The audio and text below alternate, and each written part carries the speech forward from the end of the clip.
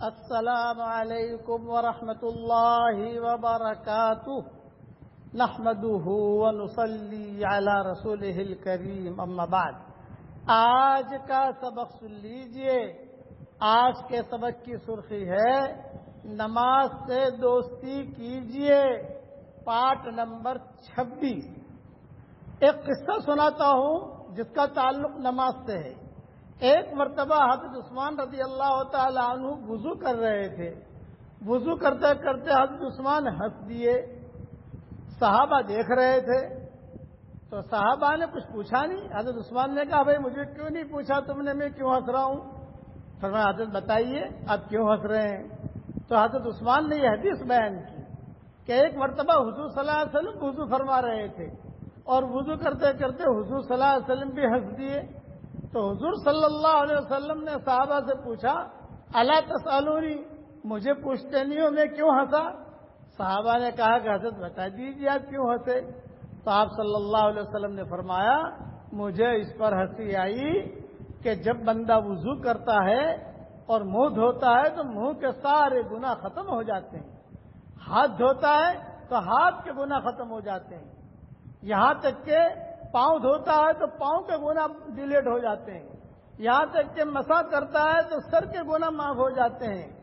اس قسم کی چیزیں تھیں، میں اس لیے ہنسا ہوں۔ آپ نے فرمایا، حضرت عثمان نے کہا میں بھی اس لیے ہنسا ہوں، اور دیکھو میں جیسے وضو کر رہا ہوں ویسے وضو کرو نماز کے لیے۔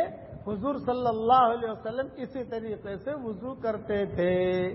یہ استحضار تھا۔ یہ قصہ جو میں نے بیان کیا مسند احمد میں، ترغیب ترہیب میں اور حدیث کی کئی کتابوں میں اس کے حوالے موجود ہیں، اور انشاءاللہ جو ہماری ایک اہم نصیحت روزانہ مضمون آتا ہے اس میں بھی انشاءاللہ مختصر طریقے پر لکھ کر میں بھیج دوں گا۔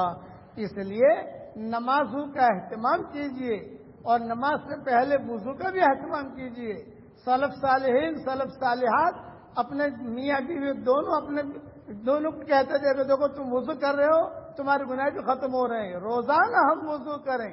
ہمیں یہ استحضار رہنا چاہیے کہ میرے گناہ بھی جھڑ رہے ہیں، میرے گناہ بھی جھڑ رہے ہیں۔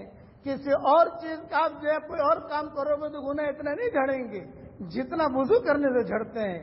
یہ نماز کے فضائل میں ہے، اس لیے نمازوں کا اہتمام کریں۔ اب پڑھ لیجئے میرے ساتھ، رب اجعلنی من الذین اذا احسنوا استبشروا واذا اساءوا استغفروا۔